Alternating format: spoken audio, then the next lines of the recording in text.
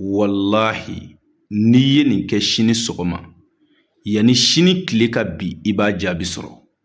Ka garizigɛ ɲini Ala fɛ sɔgɔma yanni wula fɛ Ala k'i jaabi. N terikɛ nin lamɛn.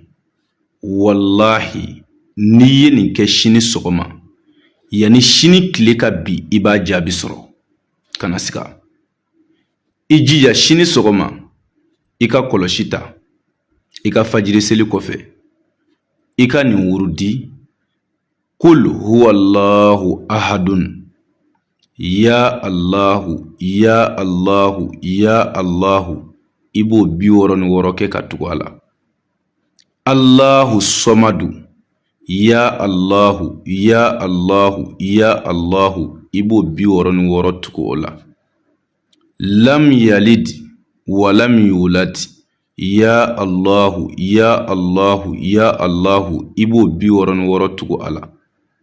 Walam yakun lahu kufuwan ahadun ya Allahu ya Allahu ya Allahu i b'o 66 tugu a la. N terikɛ n'i kilala na e ka ɲɔkisɛ dɔ ta i ka dugawu kalan la i k'i ka haju yira Ala la. Kamanagan min b'i kan i k'a fɔ Ala ye. O ɲɔkisɛ in i ka kɔnɔ dɔw lajɛ i k'a seri u kɔrɔ u k'a dun. Wallahi n kalina Ala la n'i ye nin kɛ sɔgɔma haju min na wula tɛ se k'a sɔrɔ Ala m'o ɲɛnabɔ o tɛ kɛ abada. Konate nin d'aw ma Ala kama. Ni bɔrɛ fa la dɔ bi bɔn ka bɔ a la de. Konate ye dɔnni ɲɛɲini ne y'a ɲɛ dɔn. Ne fa kɛla karamɔgɔ ye n y'a tiɲɛ ta o nɔfɛ. A ye n kalan dɔnniw na ne kɔrɔkɛ bi golo kan a ye dɔnni di yan n bɛ ka diɲɛmaw mako dilan n'a ye. N yɛrɛ ye kitabu belebelew bɔ yalasa adamadenw bɛ se ka lafiya cogo min. Morikɛ na Konate ka kitabu san wallahi o de bɛ lafiya. O ka fusa lahara Ala ka t'i jeni kiliyanw ka wari kama k'a sɔrɔ i tɛ ka baara sɛbɛlama k'u ye. N'i ye dɔnni ɲuman ɲini i bɛ dɔnni ɲuman baara i ka kiliyanw ye. Konate ye dɔnni ɲuman ɲini o de la n y'a fara ɲɔgɔn kan k'a kɛ kitabu ye diɲɛ bɛɛ ka se ka nafa n'a ye. Adamaden bɛ tunu mais i nɔw tɛ tunu. O de la Konate ye nin kitabu in bɔ lahara nin ka kɛ seere ye ne ɲɛna Ala ɲɛ kɔrɔ ko n ye n se kɛ Ala ka diinɛ na. Siga tɛ nin na dɛ. O la n ye diɲɛ bɛɛ wele kun maa o maa bi fɛ ka nafolo sɔrɔ karabali la kunu faya kunu na. Konate ye aw wele. Aw minnu ye kɔrɔ boli ka kilebi boli ka dɛsɛ n'aw ma nafolo sɔrɔ a ye na iza wakati baara kɛ. N ye min fɔ diɲɛ bɛɛ ye o y'o de ye. Wallahi n terikɛ ka n'i sigi k'i bolo fila da i sen kan wuli i k'a ɲɛɲini.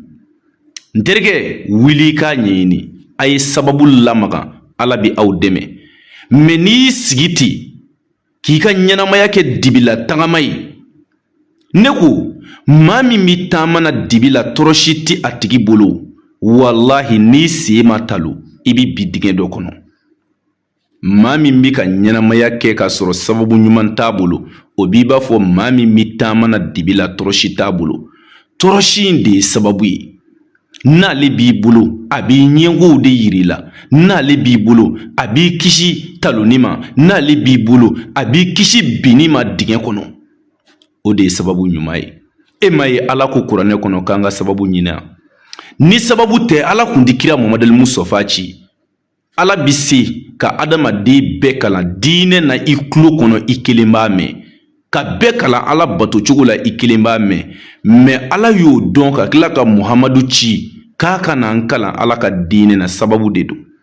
O Ala kelen in ko kuranɛ kɔnɔ k'an ka sababu ɲini. Wallahi ni baarafin kun bi wari sɔrɔ a sababu ntan an mɔkɛw ye baara kɛ ka sɛnɛ kɛ fo k'u kɔ kuru. Wallahi anw ye min sɔrɔ u m'a sɔrɔ k'a sɔrɔ u ye sɛnɛ min kɛ an m'a kɛ.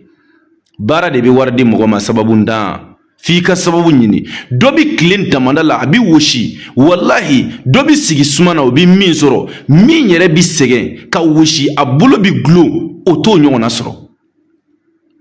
Dɔ ti tile sugu kɔnɔ wotoro poussé la.